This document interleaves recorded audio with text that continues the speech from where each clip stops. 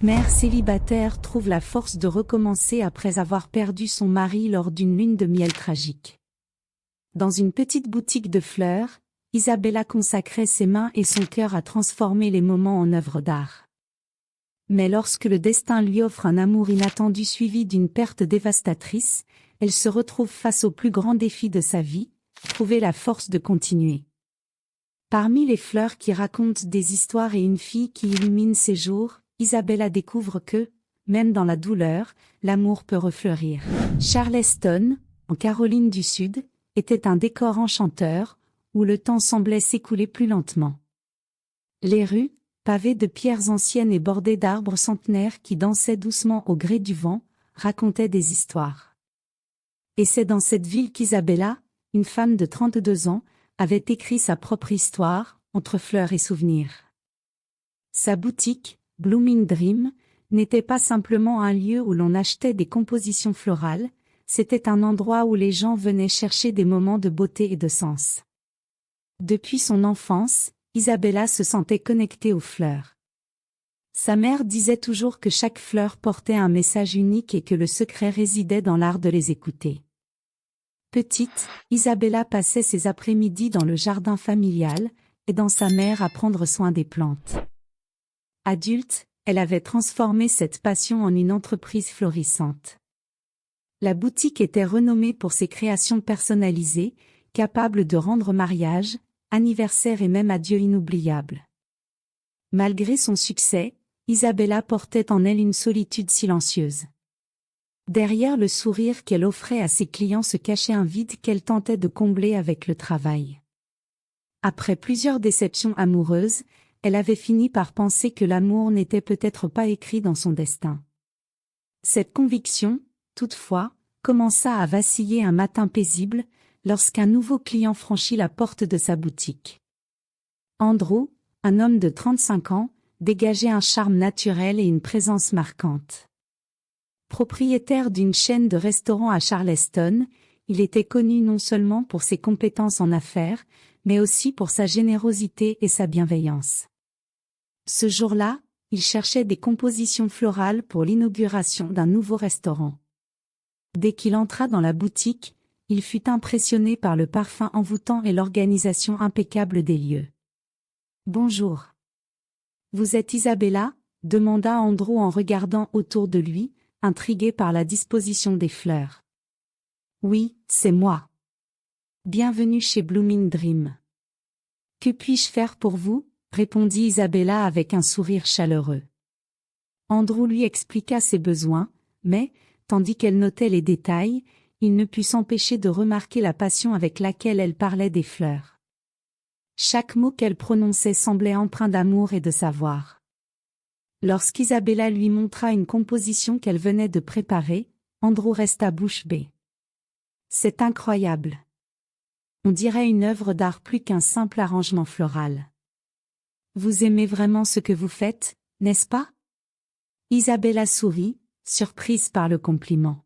« Oui, j'aime ça. Ma mère disait toujours que les fleurs avaient le pouvoir de transformer les moments.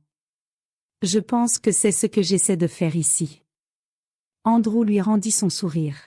« Eh bien, je crois que vous venez de transformer mon événement. » Au fil des mois, Andrew commença à fréquenter la boutique plus régulièrement.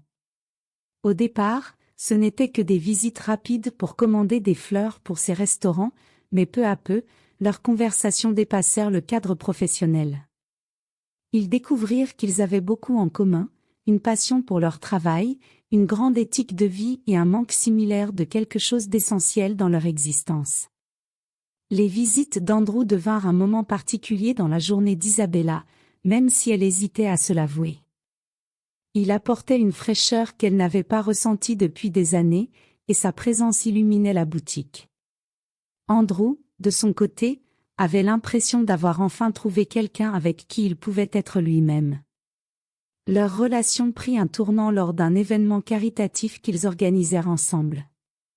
Andrew avait engagé Isabella pour décorer la salle avec ses fleurs, et le résultat fut spectaculaire. Après l'événement, il l'invita à dîner. Ce fut la première fois qu'ils passèrent du temps ensemble en dehors de la boutique. Assis à une table cosy d'un petit restaurant italien, ils parlèrent pendant des heures de leur vie, de leurs rêves et de leurs peurs. Andrew, toujours direct, dit quelque chose qui toucha profondément Isabella. Bella, vous êtes-vous déjà demandé si les meilleures choses de la vie arrivaient quand on s'y attendait le moins? Elle sourit, un peu nerveuse, mais répondit avec honnêteté. Pour être franche, j'avais cessé de le croire depuis un moment. Mais peut-être que je commence à changer d'avis. Ce dîner marqua le début de quelque chose de spécial. Dans les jours qui suivirent, Andrew se montra attentionné et affectueux d'une manière qu'Isabella n'avait jamais connue. Il venait à la boutique, même sans raison, juste pour la voir. Isabella, quant à elle, commença à lui ouvrir son cœur, surmontant peu à peu sa peur d'être blessée à nouveau. Charleston ne tarda pas à remarquer le bonheur qui émanait des deux. C'était comme si Isabella et Andrew étaient les pièces d'un puzzle qui s'était enfin trouvé. Et, au cœur de tout cela, il y avait la boutique, où fleurs et histoire continuaient de se mêler, tout comme les cœurs d'Isabella et d'Andrew. Les mois suivants furent emplis d'un bonheur grandissant pour Isabella et Andrew. Ils étaient devenus inséparables, partageant leur routine, leurs rêves, et, pour la première fois depuis longtemps, des projets pour l'avenir. Isabella n'aurait jamais imaginé rencontrer quelqu'un comme lui, attentionné, patient et passionné. Quant à Andrew, il sentait qu'auprès d'elle, il avait enfin trouvé l'équilibre entre le succès professionnel et le bonheur personnel. 6 mois après le début de leur relation, Isabella remarqua des changements dans son corps. Elle se sentait constamment fatiguée, ce qui était inhabituel pour une personne aussi active qu'elle. Les nausées matinales étaient fréquentes, et des choses simples, comme l'odeur du café, lui donnaient la nausée. Au départ, elle pensa qu'elle était simplement surmenée à cause du travail à la boutique. Cependant, Laura, sa meilleure amie et confidente, remarqua quelque chose d'étrange. « Bella, tu vas bien? Tu sembles distraite ces derniers temps, » commenta Laura en préparant un arrangement de lys. « Je suis juste fatiguée, je crois que c'est à cause du rythme de la boutique, » répondit Isabella en essayant de dissimuler ses inquiétudes. Laura haussa un sourcil. Fatiguée, nauséeuse, et en train de manger de la glace au citron à 9 heures du matin? Je connais ces signes, Bella. Tu as fait un test? Le commentaire de Laura résonna dans l'esprit d'Isabella tout le reste de la journée.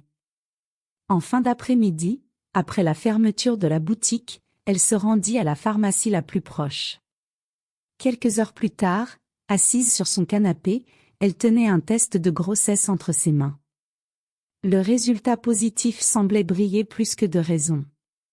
Elle était enceinte. Une vague d'émotion la submergea. Il y avait de la joie, bien sûr, mais aussi une bonne dose de peur. Comment Andrew allait-il réagir? Il avait toujours dit qu'il rêvait d'avoir une famille, mais était-il prêt? Et elle-même? Après des années de solitude, Isabella doutait encore de sa capacité à s'adapter à une vie si différente. Pendant 2 jours, Isabella garda le secret, cherchant la meilleure façon d'annoncer la nouvelle à Andrew. Finalement, elle décida qu'il fallait être honnête. Elle organisa un dîner spécial chez elle, préparant son plat préféré, une lasagne maison. Andrew arriva à l'heure, comme toujours, avec un sourire et un bouquet de fleurs, un mélange de tournesol et de marguerite. « Tu es ravissante ce soir, » dit-il en lui tendant le bouquet. « Merci. »« J'espère que tu as faim, » répondit Isabella, essayant de cacher son nervosisme. Pendant le dîner, ils discutèrent de travail, d'amis, et de projets pour un voyage le mois suivant. Mais à mesure que les minutes passaient, Isabella sentait son cœur s'accélérer. Enfin, quand les assiettes furent vides et qu'Andrew complimentait le dessert, elle décida qu'il était temps. « Andrew, j'ai quelque chose de très important à te dire, » commença-t-elle en posant sa main sur la sienne. « Mais il faut que tu m'écoutes calmement. »« Bien sûr, Bella. » « Que se passe-t-il » demanda-t-il, visiblement inquiet. Elle prit une profonde inspiration et posa le test de grossesse sur la table, à côté de son assiette. Un instant, Andrew resta silencieux, fixant l'objet. Son visage semblait figé dans le temps. Puis, lentement, un sourire se dessina sur ses lèvres. « Nous attendons un bébé ?» demanda-t-il, la voix emplie d'émotion. Isabella acquiesça, les yeux embués de larmes. « Oui. Je l'ai découvert il y a 2 jours et je voulais te l'annoncer de la meilleure manière. Mais je ne savais pas comment tu allais réagir. » Andrew se leva et l'attira dans une étreinte chaleureuse. « Bella, c'est incroyable. J'ai toujours rêvé d'avoir une famille, mais je n'aurais jamais imaginé que ce serait avec quelqu'un d'aussi extraordinaire. Je suis tellement heureux. » Les jours qui suivirent furent remplis de joie. Andrew semblait encore plus attentionné envers Isabella, la couvrant de soins et l'aidant à préparer l'avenir pour le bébé.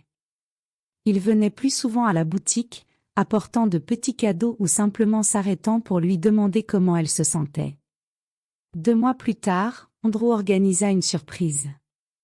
Il l'emmena dans le jardin de sa maison, qu'il avait décoré avec des lumières et des pétales de rose. En s'agenouillant, il prit sa main avec fermeté. « Bella, tu as changé ma vie. Tu m'as apporté des couleurs, de l'amour, et maintenant tu m'offres le plus beau cadeau de tous. Je veux passer chaque jour à tes côtés, en construisant notre famille. Acceptes-tu de m'épouser ?» Isabella porta la main à sa bouche, émue. Les larmes coulèrent avant qu'elle ne puisse répondre. « Oui, Andrew. 1000 fois, oui. » Le mariage eut lieu un matin ensoleillé, dans un petit jardin près de la boutique d'Isabella. Entourés d'amis et de proches, ils échangèrent des vœux émouvants. Andrew promit d'être le partenaire et le père le plus dévoué, tandis qu'Isabella jura de ne jamais laisser leur amour s'éteindre, même dans les moments les plus difficiles. Après la cérémonie, ils décidèrent de prendre du temps pour eux. Enceinte de 5 mois, Isabella rayonnait, et Andrew ne pouvait contenir son enthousiasme pour la lune de miel qu'il avait planifiée dans les Caraïbes. « Ce voyage sera le début de notre avenir ensemble, » dit-il en rangeant sa valise. Il ne pouvait pas prévoir que le destin avait d'autres plans. La lune de miel dans les Caraïbes était un rêve devenu réalité. Andrew avait choisi la destination avec soin, cherchant un lieu qui offrirait repos et souvenirs inoubliables pour lui et Isabella. Ils séjournèrent dans un luxueux complexe en bord de mer, où le sable était aussi blanc que du sucre et où la mer affichait des nuances de bleu cristallin dignes d'un tableau. Le climat tropical, les brises douces et le bruit des vagues formaient le cadre parfait pour célébrer leur amour. Le premier matin, Andrew se leva tôt pour préparer une surprise à Isabella, un petit déjeuner sur la terrasse de leur chambre, composé de fruits frais et de croissants tout juste sortis du four. Isabella, enceinte de 5 mois, apparut à la porte enveloppée dans un peignoir blanc, les cheveux encore en bataille après son sommeil. « Andrew, c'est merveilleux. Tu t'es levé tôt juste pour ça ?» demanda-t-elle en souriant. « Je voulais commencer la journée en te voyant sourire. Et je voulais aussi parler au bébé avant que tu te réveilles, » plaisanta-t-il, s'agenouillant à côté d'elle et posant une main sur son ventre. « Bonjour, petit bout. C'est papa. Aujourd'hui, on va explorer une plage magnifique et remplir ta maman de bonheur, comme elle le mérite. » Isabella éclata de rire, mais ses yeux se remplirent de larmes. « Tu seras un père incroyable, tu sais ?» Andrew la regarda avec tendresse.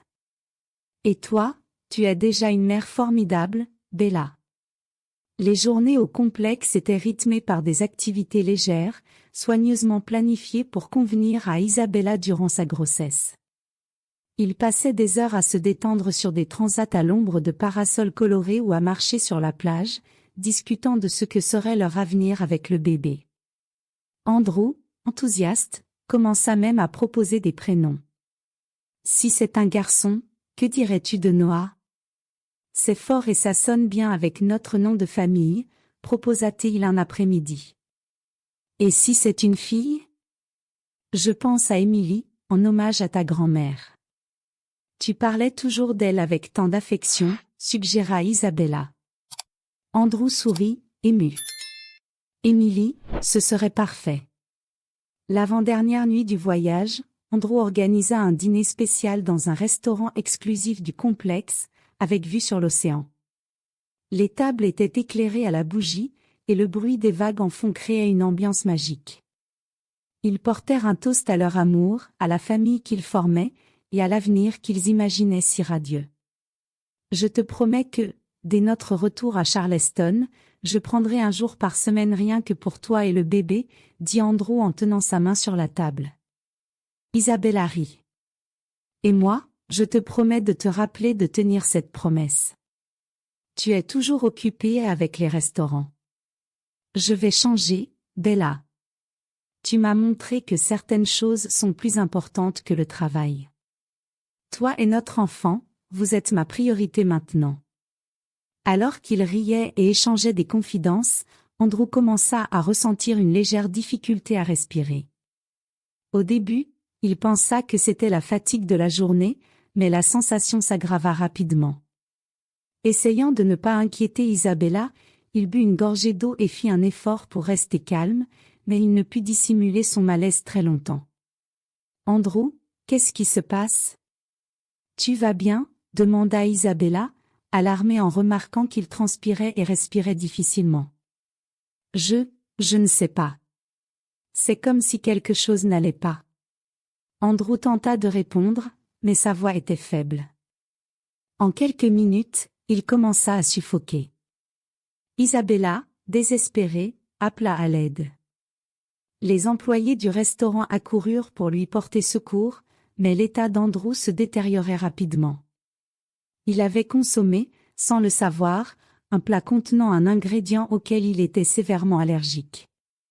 La réaction fut rapide et dévastatrice. En attendant l'arrivée de l'ambulance, Isabella serrait fort la main d'Andrew, les larmes coulant sur son visage. « S'il te plaît, Andrew, reste avec moi. Notre bébé a besoin de toi. J'ai besoin de toi. » Andrew, avec difficulté, lui serra la main et murmura quelque chose qu'Isabella ne put comprendre entièrement. Puis, son corps se relâcha. L'ambulance arriva enfin, mais il était trop tard. À l'hôpital, les médecins confirmèrent le pire, Andrew avait subi une grave réaction anaphylactique qui n'avait pu être inversée à temps. Isabella resta figée, incapable de comprendre ce qui venait de se passer. Tout semblait être un cauchemar dont elle voulait désespérément se réveiller. Dans les jours qui suivirent, Isabella retourna à Charleston comme l'ombre d'elle-même. L'avion qui aurait dû ramener un couple heureux ne ramena qu'une femme dévastée. À son arrivée chez elle, elle trouva du réconfort auprès de Laura, qui l'attendait avec le cœur lourd. « Bella, je suis tellement désolée. »« Je ne sais pas quoi dire, » murmura Laura en la prenant dans ses bras.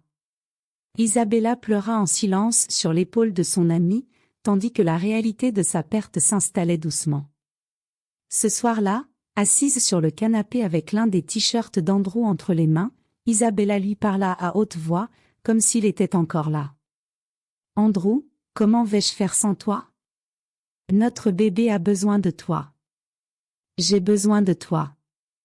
Je ne sais pas si je vais y arriver seule. » Le silence de la maison semblait étouffant.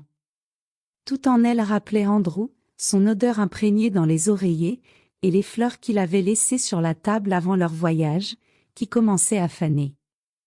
Isabella savait qu'elle devait être forte, mais à cet instant précis, la douleur était écrasante.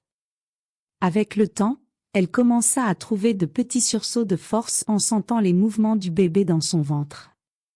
C'était comme si Andrew était encore là, à travers la vie qui grandissait en elle.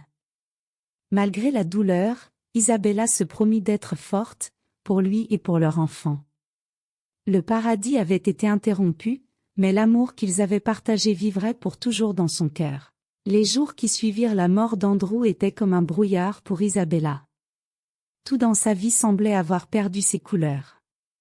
La maison, autrefois remplie des rires et des conversations du couple, était désormais plongée dans un silence assourdissant.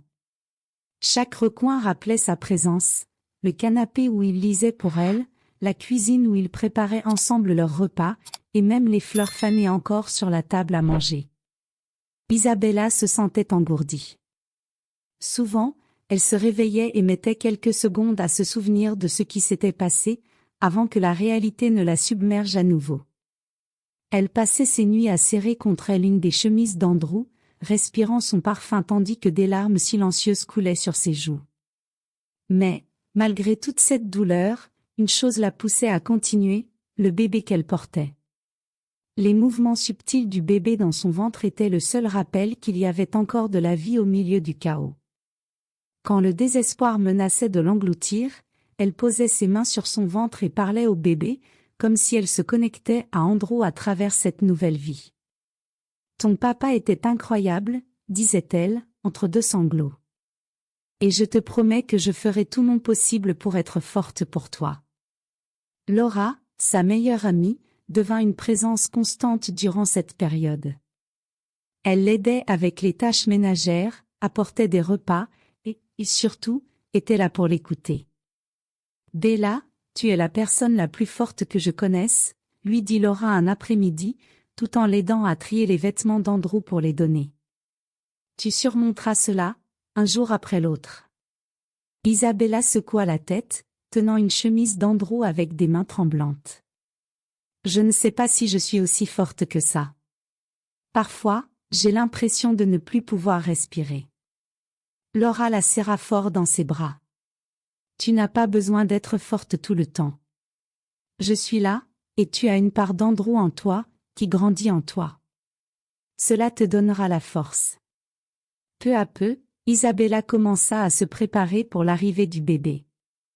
Choisir le prénom fut une décision difficile, mais en se rappelant les histoires qu'Andrew racontait sur sa grand-mère, elle décida qu'elle s'appellerait Emily, en son honneur. Emily signifie force et amour, pensa Isabella. Et c'est ce que je veux pour ma fille.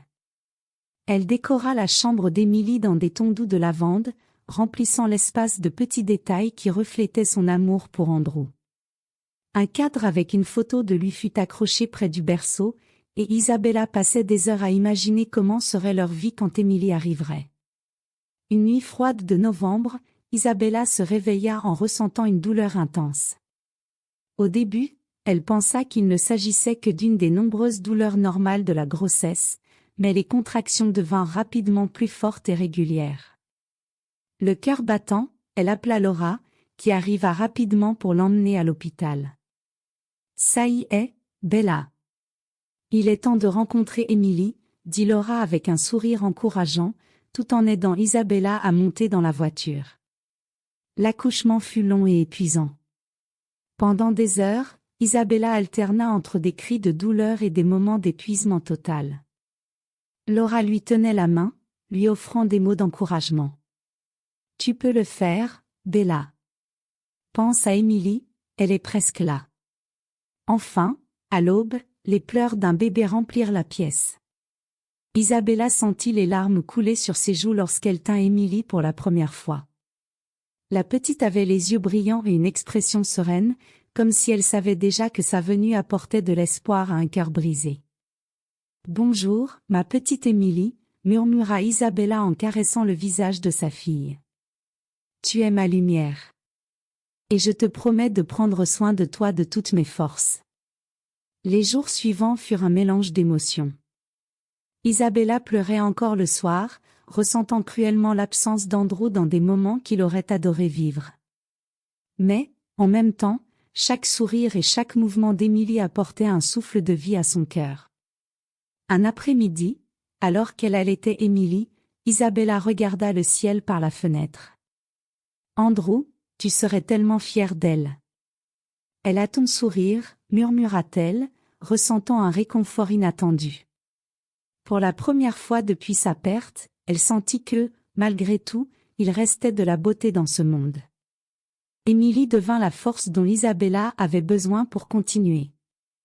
La maison, qui paraissait autrefois vide, était désormais remplie de petits bruits, les pleurs, les rires et les mouvements d'une nouvelle vie. Isabella savait que le chemin serait long et difficile, mais avec Émilie à ses côtés, elle sentait qu'elle avait une raison de continuer à avancer. Les premiers mois de la vie d'Émilie furent un véritable défi pour Isabella. Le poids du deuil pesait toujours sur elle, mais sa nouvelle routine de mère ne lui laissait pas le loisir de s'y abandonner complètement. Les nuits étaient rythmées par les pleurs du bébé, et les journées, par les responsabilités de s'occuper d'Émilie et de gérer la maison. Chaque tâche semblait immense, mais Isabella s'accrochait à la force que sa fille lui procurait. Il y avait des moments où Isabella s'asseyait seule sur le canapé, observant Émilie dormir dans son berceau. Le petit torse qui se soulevait doucement, sa respiration calme, chaque mouvement de sa fille était comme un rappel qu'Andrew était toujours là, d'une certaine manière. Isabella parlait souvent à Émilie, partageant des histoires sur le père qu'elle ne connaîtrait jamais. « Ton papa était l'homme le plus incroyable que j'ai jamais connu, Émilie, » murmurait-elle en berçant sa fille dans ses bras. « Il t'aurait aimé plus que tout. Et je te promets de tout te raconter sur lui. » La boutique de fleurs, autrefois le cœur du monde d'Isabella, fut temporairement confiée aux soins de Laura. Sa meilleure amie faisait de son mieux pour maintenir l'activité pendant qu'Isabella s'adaptait à sa nouvelle vie. Laura était un véritable pilier, venant presque tous les jours pour aider avec Émilie ou apporter des repas à Isabella. « Tu dois te reposer, Bella. Laisse-moi m'occuper de la boutique pour l'instant. Tu as déjà assez à gérer, » dit Laura un après-midi en berçant Émilie. Isabella soupira, submergée par la culpabilité. « Je déteste être loin de la boutique, mais, tu as raison. J'ai juste besoin de temps. » Laura serra la main de son amie. « La boutique sera là quand tu seras prête. Pour l'instant, ta priorité, c'est Émilie. Et nous sommes là pour toi. » Dans ces moments de solitude, Isabella commença à écrire des lettres à Andrew. C'était une façon pour elle de gérer sa douleur, de préserver la connexion qu'elle ressentait avec lui. Chaque lettre était une conversation imaginaire, un exutoire où elle partageait tout, les progrès d'Émilie, les nuits difficiles et même les moments de joie. Aujourd'hui, Émilie a souri pour la première fois, Andrew, écrivit-elle un après-midi pluvieux.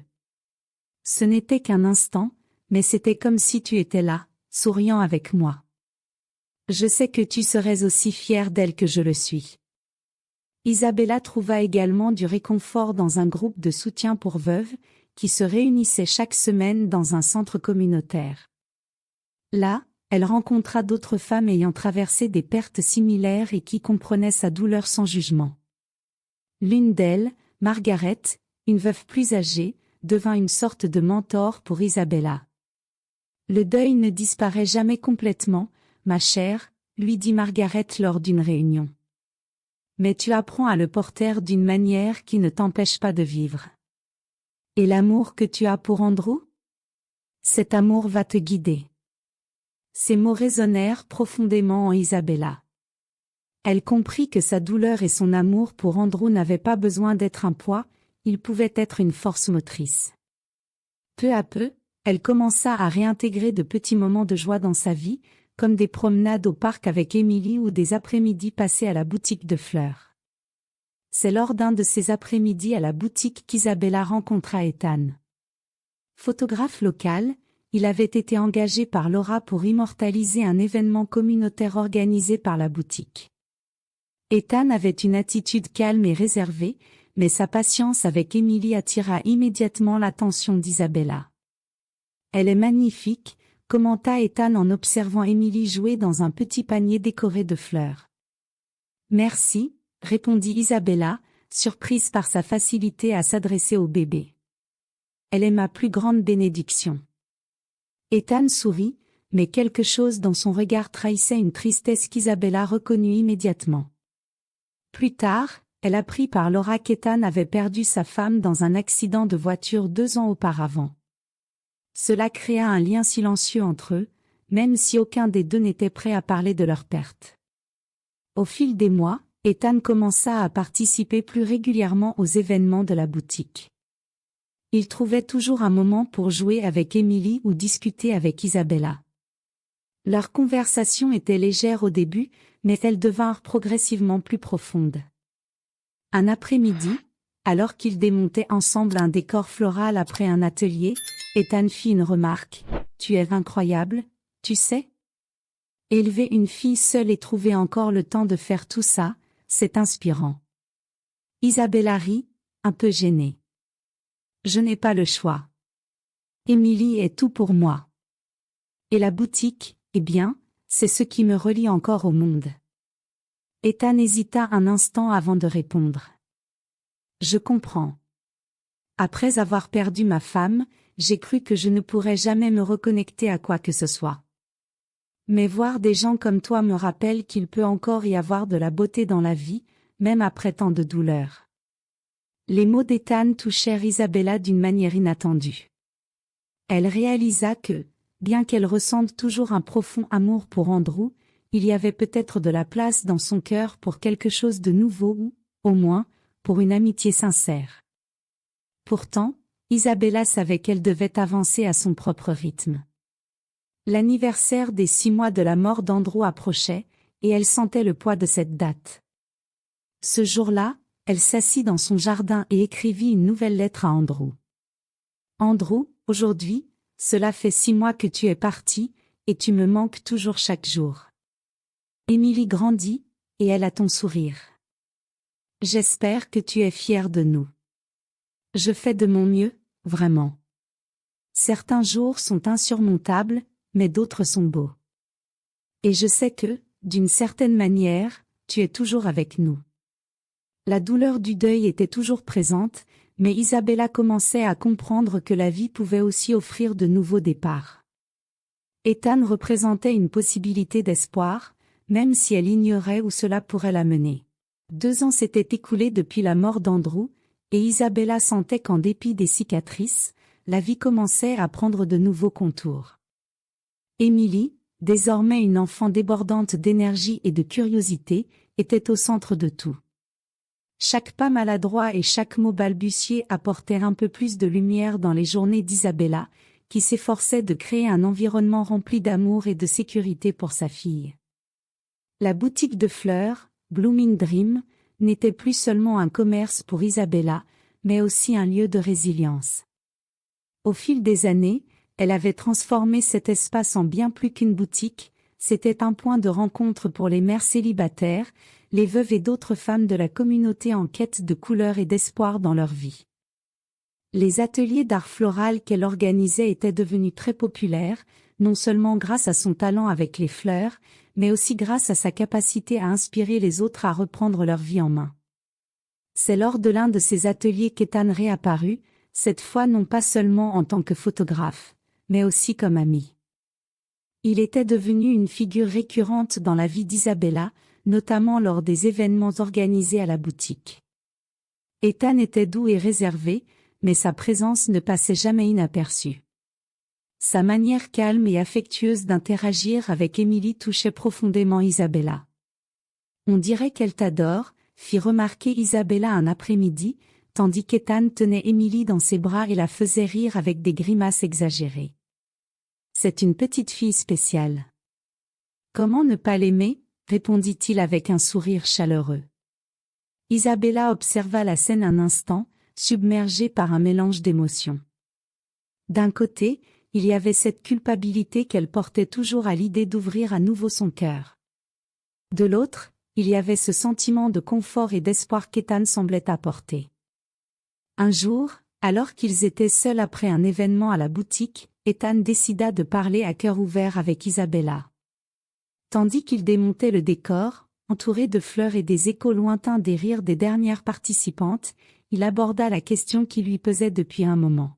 « Bella, puis-je te demander quelque chose ?» commença-t-il, utilisant le surnom que seules les personnes proches d'elle employaient.